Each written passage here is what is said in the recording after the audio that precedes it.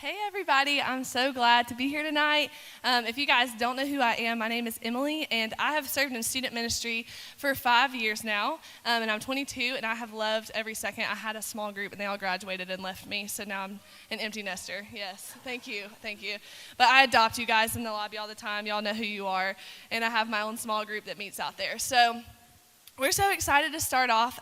By the way, I speak fluent sarcasm, so I'm kind of sassy up here, and y'all can talk back to me as we go through this whole thing because I already consider most of y'all my friends. So we're going to jump in. We're kicking off a new series called Second Chances, and it's all about grace, and it's going to be so good. And a second chance is really something all of us need.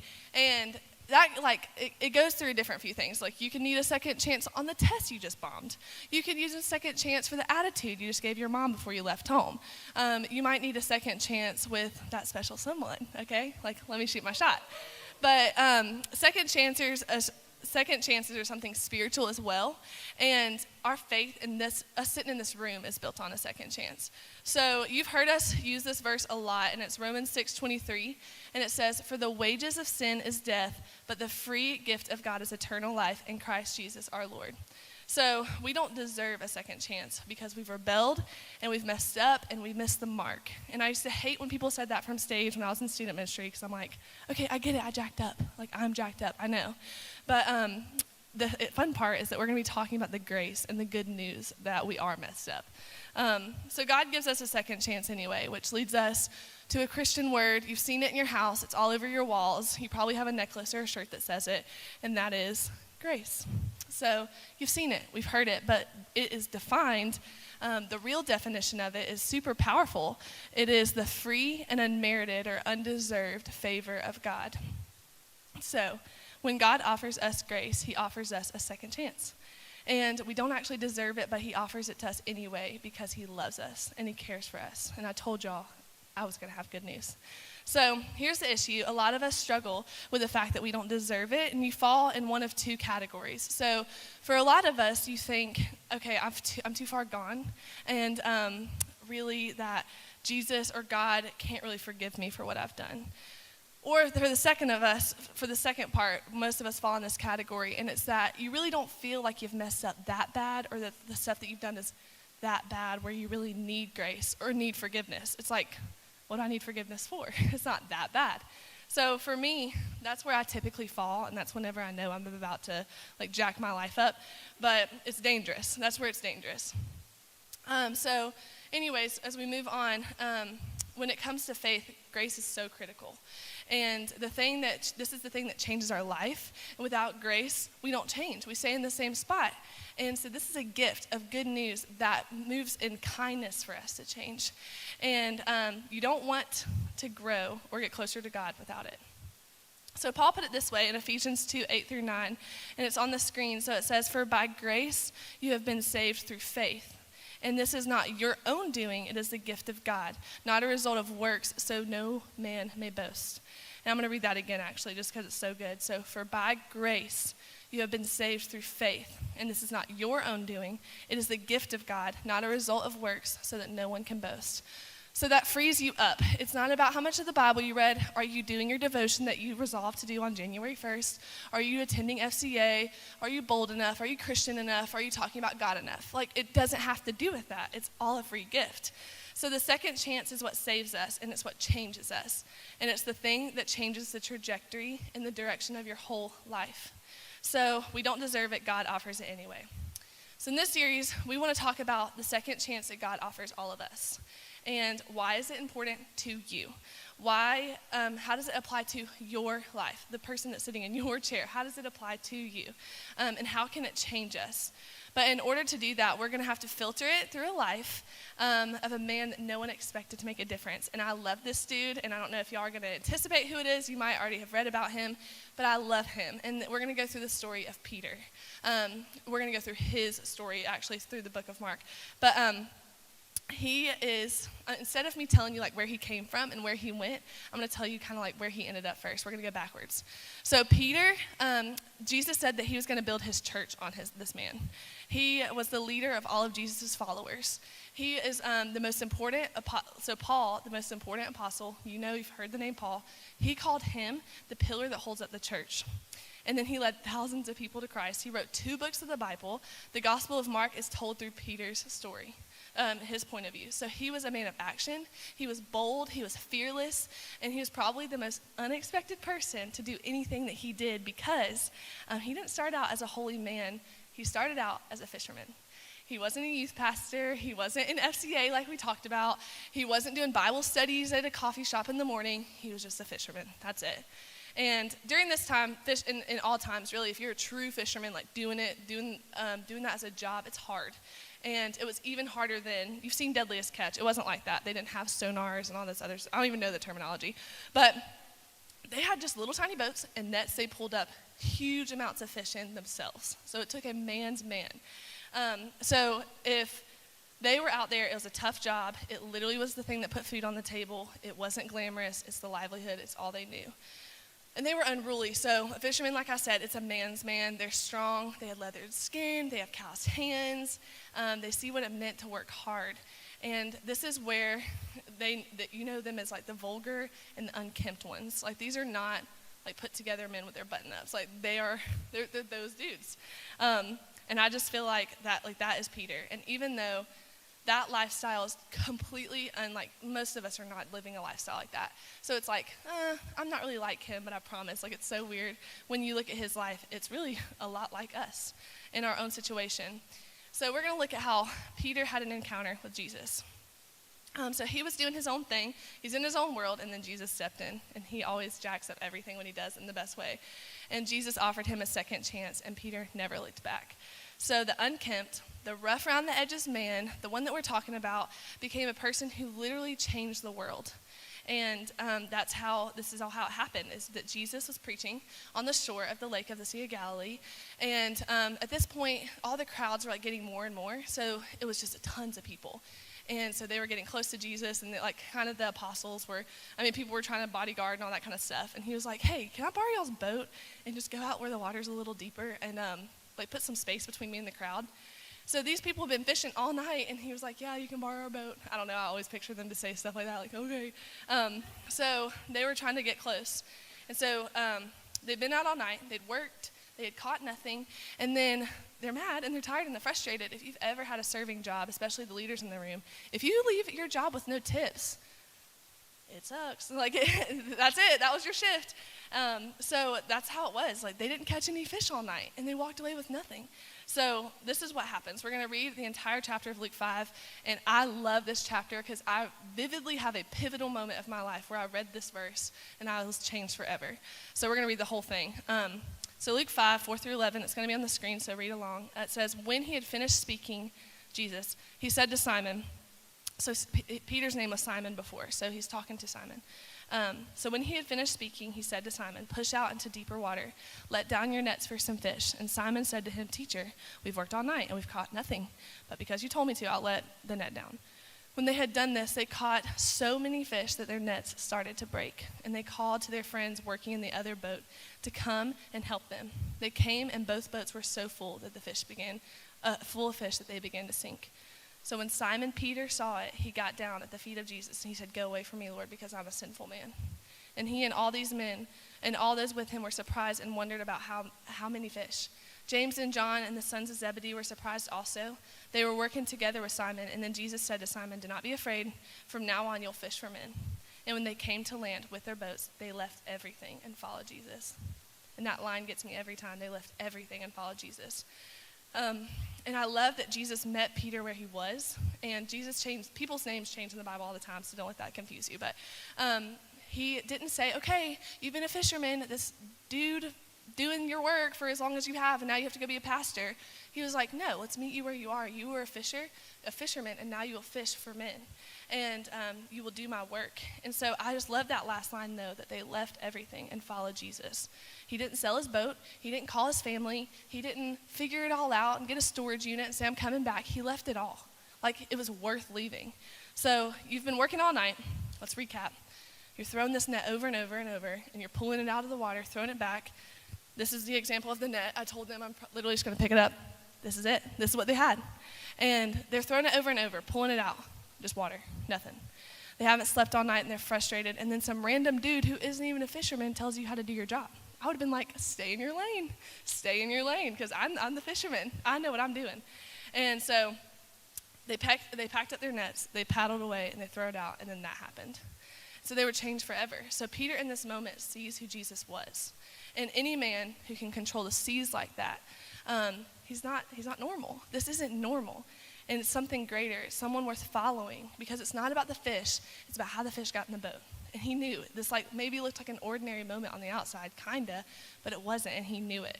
So this is where Jesus did something huge, and it's something that happened to some of you guys, but Jesus asked him to follow. So even though your first encounter with Jesus might not have been this drastic, maybe you weren't in a boat that was sinking, but this is where it starts for all of us, that he wants us to take a step, and he's offering something new. And Jesus shows up, rocks Peter's world, and then says, follow me.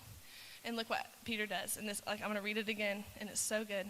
And at once they left their nets and followed him. That's it.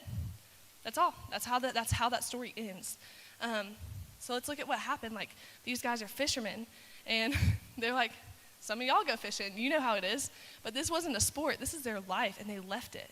They left their job, their livelihood. This is their identity. This is all they've ever known. They were raised to do this, and they left it. They didn't care. So when Peter saw who Jesus was, he realized that he was worth more than everything he had. And that's why I want to go through that quick reaction that at once they left their net and followed him. At once, immediately, right there, right then, that's all. Peter didn't ask questions. He didn't decline Jesus' invitation. Scripture tells us it was immediate. There was no second thought. And there's a quote by R.A. Torrey. It says, a wise man, when he sees a thing ought to be done, he does it immediately. A fool, when he sees a thing ought to be done, says, yeah, it ought to be done, but I won't do it now. And Peter understood that, and he offered. He saw this offer, and he acted on it. So this is what he did. The very first thing he did was he literally dropped his net. He had this. This was his livelihood. This is who he was. This is what he did. And he was like, I don't care. He dropped it. And then it was total surrender. That's what represents surrender for us. I'm not going to throw it like it's supposed to be thrown, because y'all don't want to see that. It just wouldn't be pretty. But it was total surrender in his normal life. And so we have obvious nets in our life. I don't even have to list them out. But we've got alcohol and drugs and pornography, and you guys know that those hold us back. But honestly, we got the good stuff too. Sometimes we have relationships to do that, or we have school or sports or social media, and it doesn't really matter. If it's something that stands between us and God, it's a net, and it's got us tangled up. So if we have not surrendered those things to Christ, it would become the net that holds us back from fully knowing what God has for our life. So the second thing he did was he followed him. Peter put footsteps to his faith. This story would not be powerful if Peter had received Jesus' invitation and just stayed and lived on the beach. He's like, it was so good to meet you, Jesus. See ya.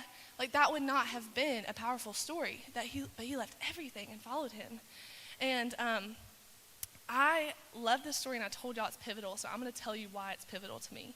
Because as I read that story, it is not Peter's story. It is, but it's my story. Legit, as I look at this is who I was.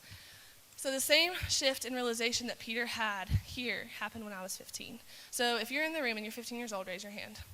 Raise your hand. I want to see higher than that. Come on. Okay. So I was your age when this shift happened for me. I was going into my junior year of high school. And at that point in my life, I was dead center. So it was the summer going into high school. And my dad had just passed away. And we were rebuilding our house after it just burned down. And it was ridiculous. Life was just ridiculous at this time. And it wasn't just sad. I was hopeless. And I mean that. I was hopeless. And some of y'all know exactly what I mean. So Peter, I was like him. I was calloused, and I was torn, and I was weary and tired. And on the outside, I kind of had it together. Kinda. I literally mean kinda. I went to school with Sarah and Nick in the room. We went together, and they didn't even know what was going on. They didn't even know, because on the outside, I felt like I had to hold it together. And on the inside, I was crumbling. I was desperate for something. And I'm sure for the most people, they didn't know. They thought I was kind of a good person, maybe a decent person. But the thing is I knew about God. I knew. I was raised in church. I wasn't raised with a bunch of atheists or anything like that, where it's no. I was raised around it. I knew what the gospel was at a very young age. And I was one of those paradoxical people. Let's just be real for a minute. I was at church on a Wednesday and drunk on Saturday. And Friday too, if we're being true, like really honest.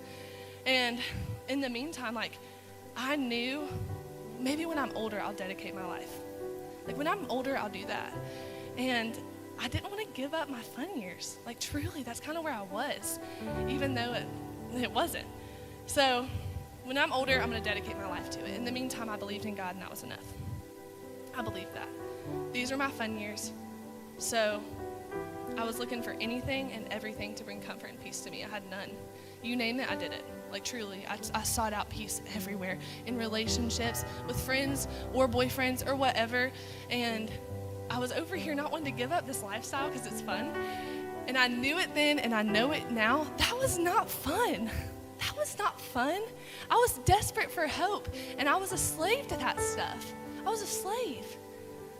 Come on, us laughing about how I threw up all weekend, and all I knew is that I had heartbreak and shame, and I was calling that fun. That was my net. I thought I was buying freedom, but I was just getting more and more tangled up, more and more and more. So in the middle of all of this, like, you see where I was. Like I said, some of y'all are there, some of you have been there. And I attended a student conference, and I don't know if y'all have all been to a student conference with us or like a retreat, but I was uncomfortable as heck. I would just leave the room. I was like, I don't want to be in here. I didn't know why I was uncomfortable. I hated it though.